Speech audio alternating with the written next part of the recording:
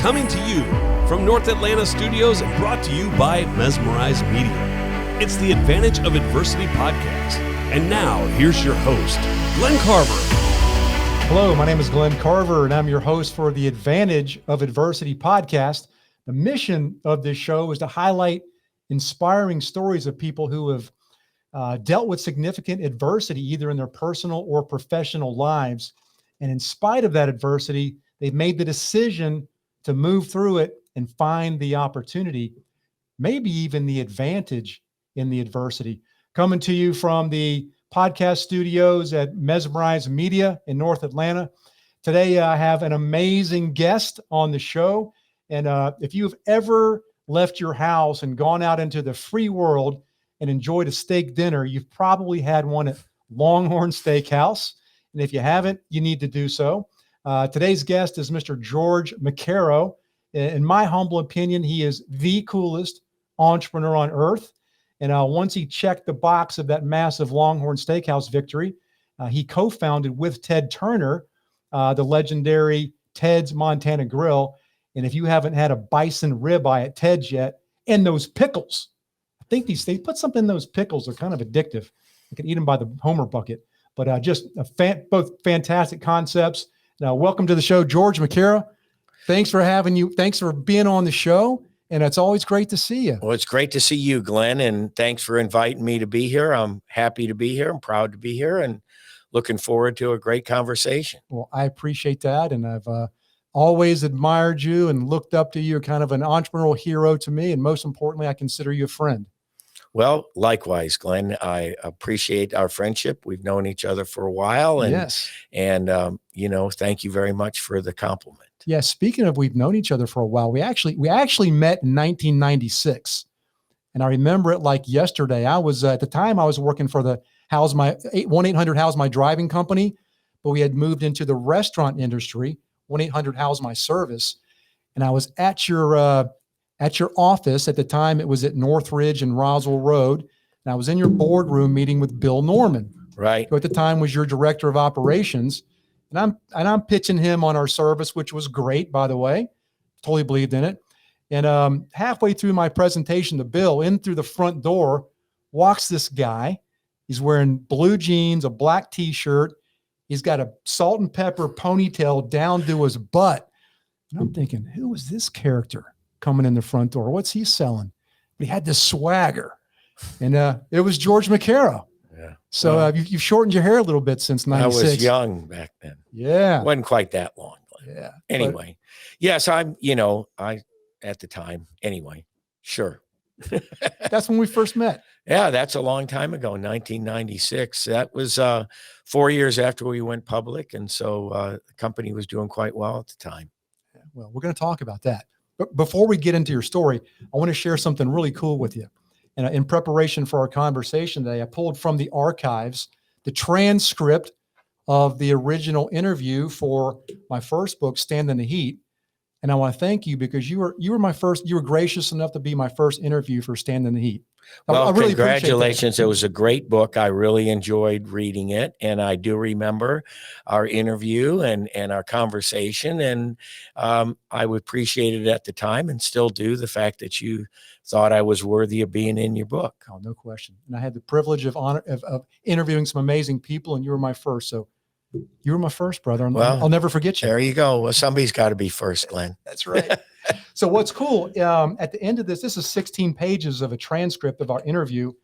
And on the last page, I've got 5 lessons learned by George McKerrow. Things you've learned in your life, in your business. I think some of these might have been inspired by your mother. But number one lesson, I think this, you can't even make this up. I think this is prophetic. Number one lesson is turn adversity into opportunity. Well, what's the name of this podcast? Advantage of Adversity. The name of my book coming out in the fall, The Advantage of Adversity. Number one lesson from George McKerrow: turn adversity into opportunity. That's pretty amazing. Well, I think that's a very profound statement, that people that live a lifestyle that accepts the fact that we're all going to face adversity. Yes. And if we let that derail us completely, then we probably don't end up on the successful side.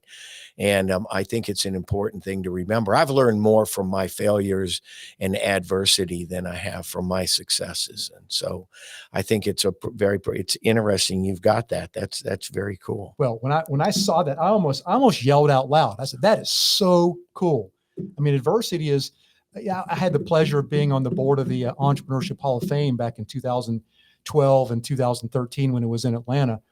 In 2012, we inducted 3 billionaires into the Hall of Fame. The one and only Truett Cathy, right, from Chick-fil-A, Fred DeLuca, and nobody knows who Fred DeLuca is, but Fred founded Subway. Mm-hmm. Absolutely. I know you know that. Yes, I do. And then Sarah Blakely, the founder of Spanx. Mm-hmm. And her story is phenomenal. But her father taught her that failure is a good thing. Go out there and fail. Go out there and fall on your face. Go out there and deal with adversity. She originally wanted to be an attorney, but she had a little trouble with that thing called the bar, right? Test. Long story. Anyway, adversity is a wonderful thing. That's the core of this show, and that will be the core of this conversation. So just while we're on the subject, I'm going to read. Can I read the top Sure, 5 lessons absolutely. from George McKerrow? Sure. Yeah. Turn adversity into opportunity. You're a master at that. Have confidence without arrogance. I think your mother taught you that. Yes, I think so. Once you discover a success formula, stick with it. You said about Longhorn, you captured lightning in a bottle. Yep. Love I that. did. Lightning in a jar. In a jar. Okay. That's right. It's easier to get the cap on Yeah, the jar. absolutely. Absolutely. Quitting cannot be in your DNA. Winners never quit. Winners never quit. And you have to be willing to risk everything. Entrepreneurs that are successful, in my opinion, are high risk takers. I think that some people have a tolerance for risk, some people don't, and I think there's innate qualities in our nature to be successful as an entrepreneur.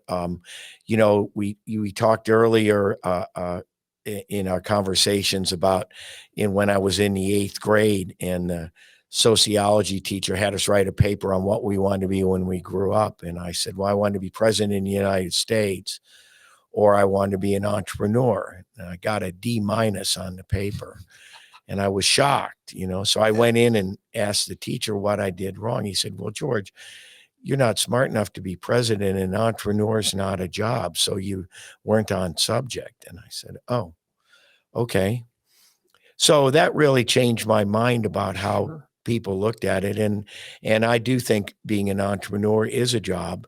I think you have to be wise about your entrepreneurial endeavors, make certain that you're developing a product or service that somebody actually wants. Yes. And I don't think you can get an education on how to be a successful entrepreneur. I think you either are or you're not. That's just my opinion. So a lot of it's born into you. Part of your hardwiring, part of your... It's part of your DNA, so to speak. Yeah, absolutely. So your story reminds me of the story of Fred Smith, founder of FedEx. He wrote his senior college thesis on FedEx, got a C or a C-. What do these professors know? Sometimes these teachers don't know what they're talking about. Well, yeah, and Fred's story is pretty amazing, pale by comparison to those kind of things. But it is true that, so when I founded Longhorn, I had a partner and we failed. He couldn't come up with the money. He came to me and said, you're a great restaurateur. I want to give you a sweat equity position. I've got the money lined up. Let's go build a bunch of these. I said, well, why don't we build one, see if it works? Mm-hmm. And what time frame was this? 1981. 81. Okay. So we went out and did that. And I started building the restaurant down on Peachtree Road, on the 2151 Peachtree Road, an old yellow front adult bookstore. By the way, on a 40-mile-an-hour curve with a one-way driveway. Nice. And 23 parking spaces. That's convenient. But it was affordable rent. Sure. And anyway, we went bankrupt before we ever started, and because he didn't come up with the money. And so I was left with a choice. I could either go back to the corporate world and get a job, or I could go out and fulfill my dream. And I described it as having a dream in my pocket, and I wasn't ready to give up. Sure. And so I took the risk, high risk, if I put together a a document on the concept and what it was. And I went to my father and 2 other partners, and I sold them on the idea of financing the company. And so we went about, and the 3 of us, actually 4 of us total, put up the money to buy out the original partner at 50 cents on a dollar, and then develop the first restaurant. And we opened in August of 1981. And we I think dry run for 400 of your closest 300 friends of our closest friends. And then, 14 lunches the next day and 21 dinners. So it was a nightmare, but we just faced it and stayed in there. Tell me about the emotions that you were going through at that time in your life. Well, obviously I was really proud of what I thought was a great opportunity. And my goal was to have a few small restaurants around town and play a lot of golf and drink a lot of beer or whatever. But the truth of the matter was that, when we opened the door, the restaurant basically failed. I mean, I have so many stories of, I had to let everybody go because we were doing no business. So I would welcome you in the front. Yeah, I would welcome you in the front door, seat you, take your drink order, make your drinks, take your food order, make your food, bring it One back, man band. And, I might have had, at lunchtime, I was always a cook. At dinner time, I had a cook come in, and we just stayed with it. And we started to build a reputation, which I still believe is what a restaurant survives on, is their local reputation. Sure. But anyway, I had hid the paychecks because there wasn't enough money in the bank. I got to know the teller at the bank, and I'd say, well, please don't bounce their paychecks. If I don't cover it, I'll bring the money the next day. Wow. And I would just pay the fees. I mean, it was touch and go for the first 6 months. And then we had the luck of a snowstorm, and we stayed open during that, and that built our reputation. And before long, the restaurant started to take off and people started to discover it. But it was a journey, not a destination. That's for sure. Well, people look at the success that Longhorn is today. And like you said, originally you just wanted a lifestyle business, 3 or 4 restaurants, play golf with your buddies, drink some beers. And the thing blew up because of your team. And I believe Darden came in, the largest restaurant group in the world, and bought Longhorn. And so they bought it in 2007 for $1.4 billion. There's about 175 restaurants, and we merged to become Rare Hospitality, owning the Capitol Grill and Bugaboo Creek at the time. Bugaboo Creek had been sold off. They bought it. Today, Longhorn is over 600 restaurants, over $2 billion. And second to Olive Garden, Darden's largest and most successful brand. Unbelievable. They just acquired Ruth Chris today. Yesterday. Wow. I did not know that. Yesterday. Okay. Breaking news. So that's phenomenal. So it's quite an impressive restaurant company. And thing I'm most proud of was the team that we assembled in 1996 and 97 ended up taking over. Gene Lee was ended up CEO, and he was president of Longhorn. I hired him in the mid 90s, and really the Rare Hospitality team ended up more or less turning Darden around and into the amazing company that it is today. Wow. That's incredible. So, adversity is the core of this conversation. It's the core of this show. It's the core of my book coming out. Let's go back to those conversations with the bank teller, because people need to really understand that. They look at George McKerrow as this phenomenal success now, and Longhorn is ubiquitous with great steak dinners. But man, you went through some adversity in the early days, juggling funds and doing everything by yourself. And people need to hear that. There's always adversity. There's always blood with birth, as one of my mentors used to say. Absolutely. I mean, I think that a couple of things, and we've talked a little bit about it, but I'll say this. Number one, if you're entrepreneur, you want to be successful in life, you have to turn adversity into your advantage. You absolutely have to do that. And I know that's where you are in your life, and that's where you've been, and that's where we have a mutual admiration. But I think if you look at Ted Turner, I mean, he turned adversity, his father dying. He could have just sold the company and rode off into the sun. Instead, he took over at 23 years old and faced, inevitable odds that he was going to fail. If you read his book, you'll see it. It's the same thing for me. And I said, we failed before we ever opened. I stayed with it. We failed again when we did open. And then, I used to take $20 every night after work and go up and down the street on Peachtree Road and go to local bars and talk to people, and they'd say, "Oh, how's your restaurant doing?" I'd say, "Oh, it's doing great." "Oh, we heard it wasn't doing very well." "Oh, no. We had a record night tonight." Love it. Now the truth was we did 36 dinners instead of 35, It's okay. but it was a record. Absolutely. So again, accentuating the positive and minimizing the negative is really important. And also learning from your failures, right? I think you and I have also talked about this. Failure is inevitable. Yes. Oh, and I don't mean by the word failure that you're down and out and can't get back up. I'm talking about the fact that sometimes you're not going to get the result you expected, right? Previous proper planning prevents poor performance. And if you properly plan, your chance of success is more, but you may not get the result you expected. If you let that set you back on your heels and refuse to move forward, or you give up, then you're not going to be successful in the long run. So I've had a myriad of failures, many restaurant concepts that I've tried that did not work the way I expected them, but I never let it derail me from continuing to push forward. And I think that's important in life, whether it's health issues, whether it's lifestyle issues, whether it's work issues, no matter where it is in your life that you face adversity, you have to find a way around the corner and past it. And then take that lesson and learn. I say failure is only failure if you make the same mistake over and over again. Yeah, I think that Einstein said that's insanity, right? That's a definition of insanity, but it's also, to me, failure is learn from your failures. And again, I don't say we never make the same mistake twice, but if you can avoid making the same mistake twice, you'll be more successful. Well, beautiful words of wisdom. So let's go back to the iconic snowstorm of 82. I've told the story whenever I've spoken anywhere around the world about standing the heat. My favorite story is the snow jam of 82.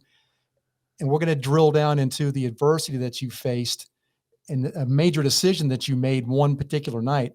But tell me the story of the snowstorm. Yeah. So, excuse me. As I said, the restaurant was barely surviving, right? I mean, we were doing very little business. It was the wintertime. And as a matter of fact, I would finish lunch and sit there for hours, and had a friend in, and we were actually sitting at the bar kind of commiserating, and it started to snow. And I had back in the sign, this was before digital signs, I had one of those little signs with a blinking arrow and you put the plastic letters on it. Sure, know them well. And the city had come by and arrested me because I didn't have a sign permit, so to speak, and told me I couldn't have it, but it was still on the side of the building.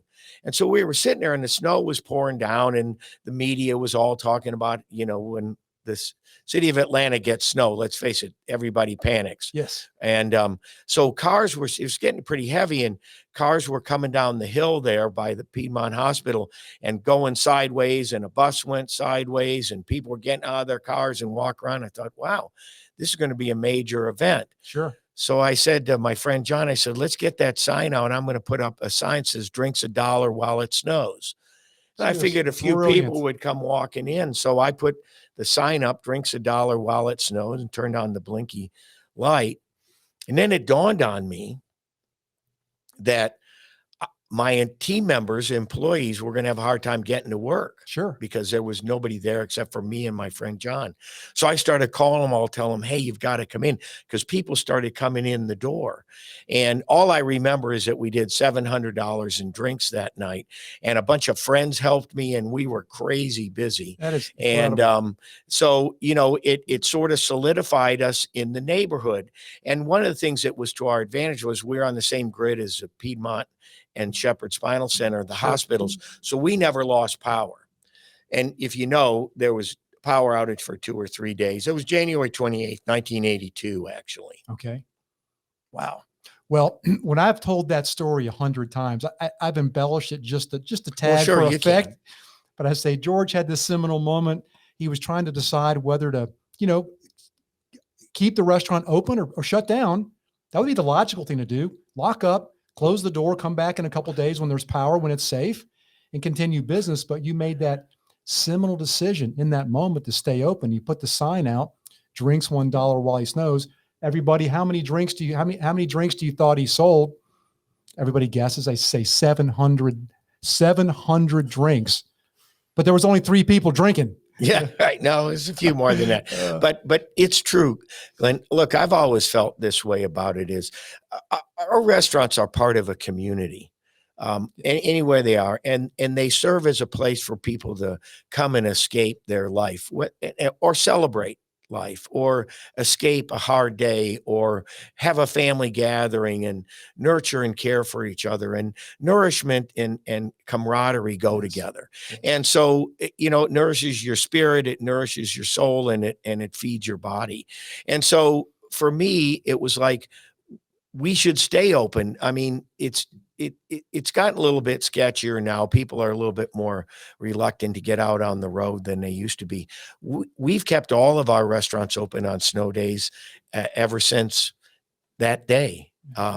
We never closed on snow days unless we absolutely are forced to, because it's so inclement. As a matter of fact, at Ted's Montana Grill downtown Lucky Street, when we had that snow situation, I don't know, about 10 years ago now, where the city shut down and everybody's there, we stayed open, and we had a record week that week because there was people trapped downtown in the hotels, and our team members just stayed and came up to the offices and slept on the floor and washed their socks in the sink. But we gave the community something that they desperately needed. So I think it's the right thing to do. Well, that's a testament to you. It's part of your culture. It's part of who you are.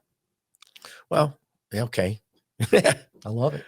So you've had some interesting folks over the years visit Longhorn. I know you used to be friends, and Louis Grizzard and Hulk Hogan used to come in a good bit. Absolutely. That's an interesting pair of personalities. Well, Louis was a big fan and a close friend, and we played a lot of golf together, and he would come to Longhorn on Peachtree a lot.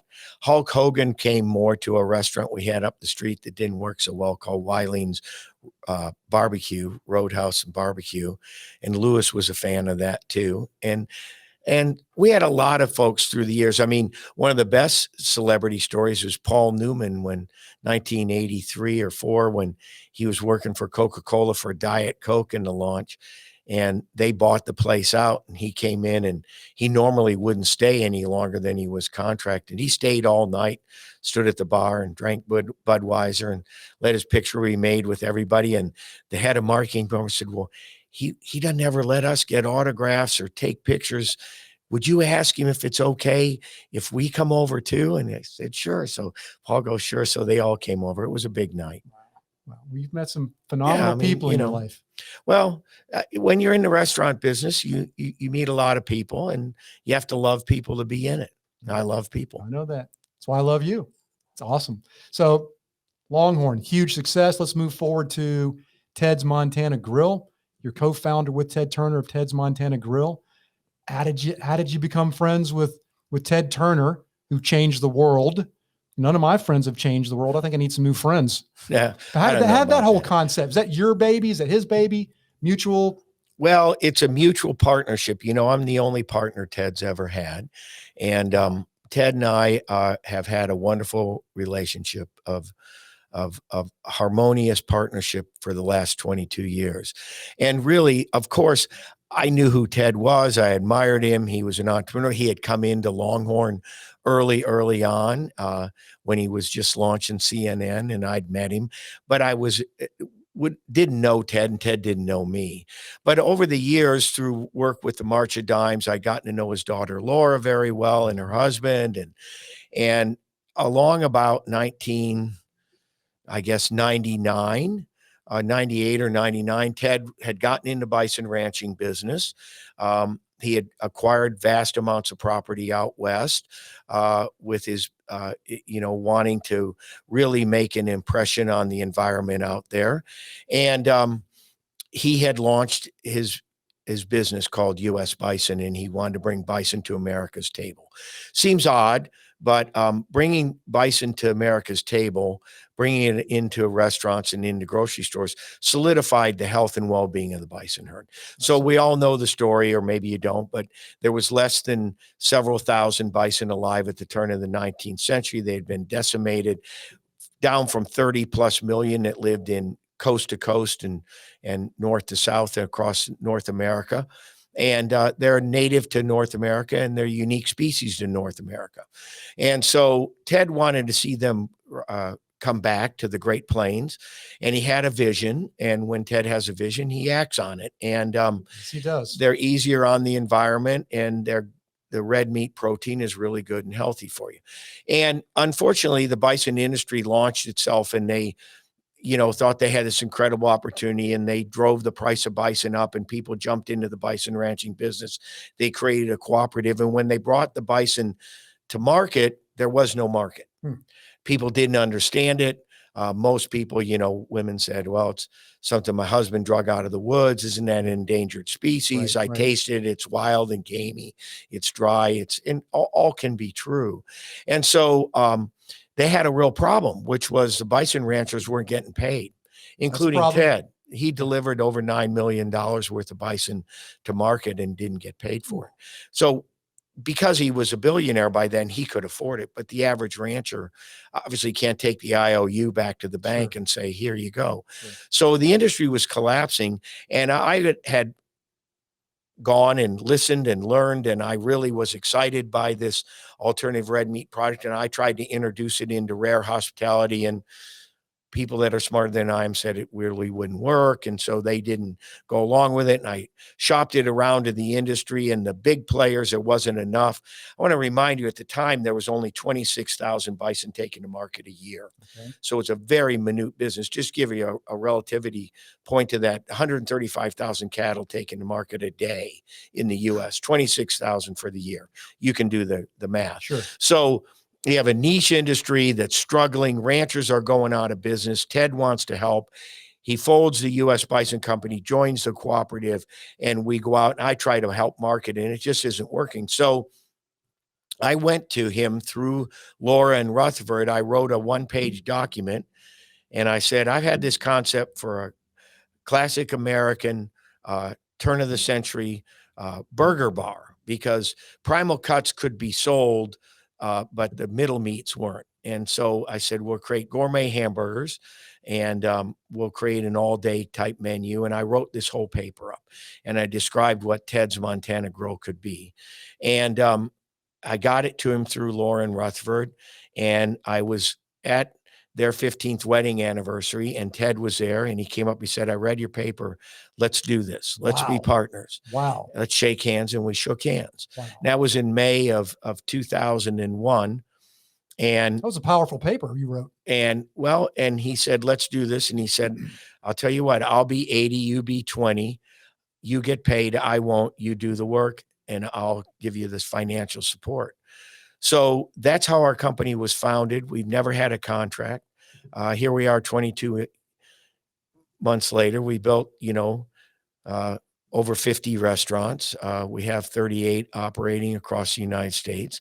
We brought bison to America's table.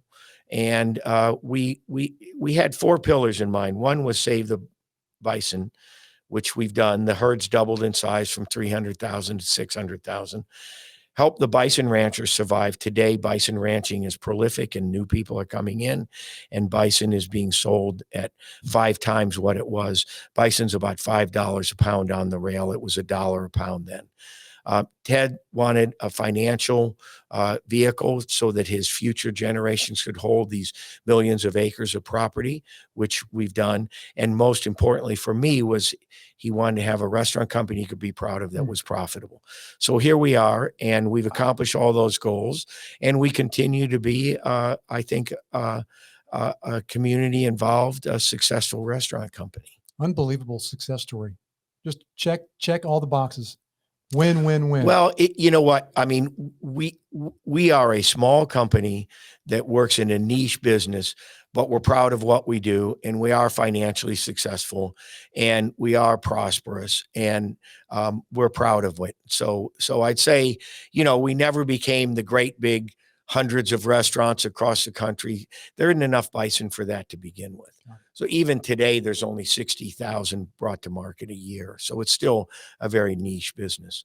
But you can get the best bison in the world at Ted's Montana. Yes, you can. And pickles. Yeah, might as well throw in a commercial while we're at it. Yeah. No shame in self-promotion. That's right. So what's it like being so close with Ted? You guys are best friends? Is that? Well, I mean, I would say I'm a very, very close friend of Ted's. I think it's public knowledge. Ted's going to be 85 years old this year. He suffers with Lewy body dementia, and he's been, winding down for many, many years.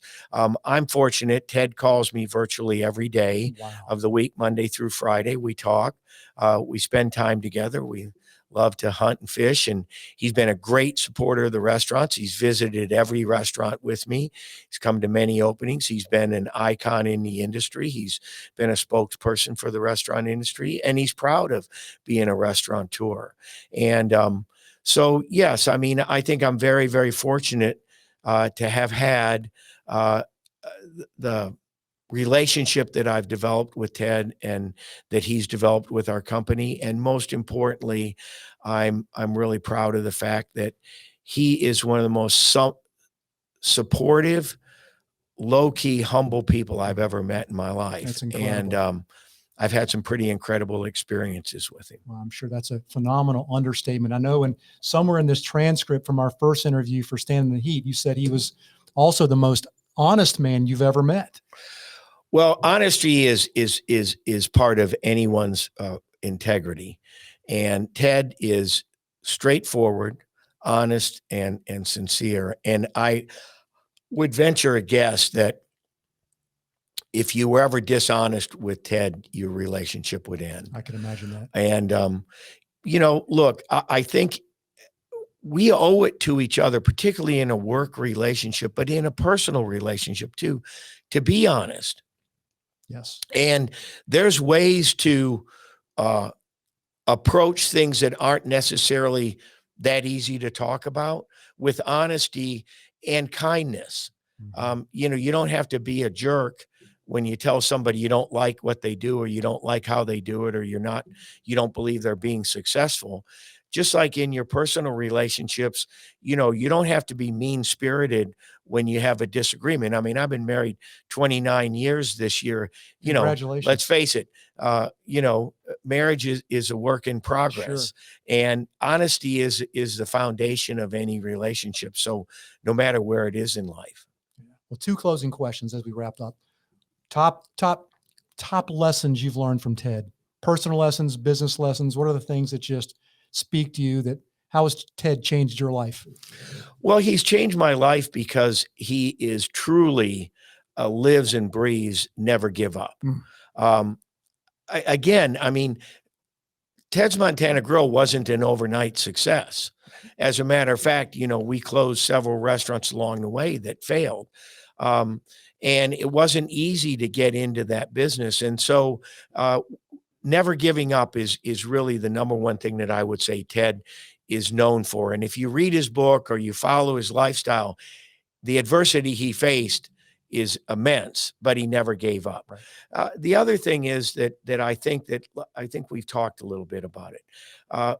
Face adversity and struggles head on with honesty and integrity, and seek the advice of others to help you find a way around your problems.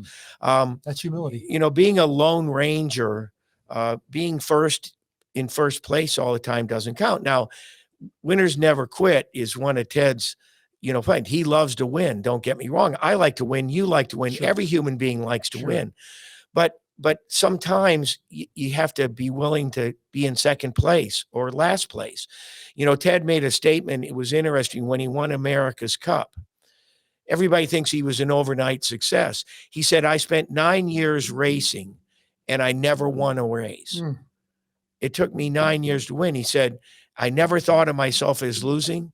I was just learning how to win. And so that's where I think one of the things that you have to do is you learn along the way. And so that way you learn from adversity and you learn from success. Yes. And, let's face it, particularly in this country right now today, we have a lot of ego problems going on. We do. And we have a lot of people that want to be right all the time. And I think that that's a really dangerous place for us to be. Nobody's right all the time. And you have to learn that when you're right, you have to be humble about it. And when you're wrong, you have to be humble about it. Fantastic. Words of wisdom again. So closing question as we wrap up, George, and thank you so much for being here. I'm 56 now. I can't believe it. I think you turned 72, 73 this year. Yeah, I'm going to be 73 years old, 73 years young in October. October, what's your birthday? October 13th. Okay. I'll remember that. We're not spring chickens anymore. No, we're not. Just look at our hair. We're in the fourth quarter for sure. Well, I'm to me, I'm in second half. But, yeah, well, I'm a little delusional. 56 is young. Oh, thank you. Thank you. So what's next for George McKerrow? Well, look, I mean, I'm still actively involved in the restaurants that I have. I'm proud of them. I enjoy what I do. I'm taking some time to relax. I love to fish, and I do a great deal of that. I love to be outdoors, and I don't know. I don't know that I'll start any new businesses. I'll probably just stick to what I have. I'm happy to be really proud of my wife, who's got an entrepreneurial business and clinical social work and very successful over the last 5 years at that. So I'm more of a cheerleader than I am than an instigator right now. And I'm happy to do that. I don't think I'll ever, quote unquote, retire. I mean, I'm not going to sit on the sofa and go play golf every day. Right. Nothing wrong with that if that floats your boat. I have too much energy and too much to do. So God willing, with good health and fortitude, I'll continue to press on with what I'm doing today. Well, that's phenomenal. I'll always be your friend and champion and one of your biggest fans, George. Well, it's a pleasure, Glenn, and congratulations on your continued success. And thank you very much. I wish you, with your podcast, great and success and great endeavors. Well, I appreciate it. Well, folks, that's a wrap on George McKerrow. What an incredible story, an incredible human being. I know you took some great notes, and you've learned a lot from his wisdom and his experiences. And hey, thanks for being here once again, coming to you from the podcast studio at Mesmerize Media in North Atlanta. Always remember, find the advantage in adversity.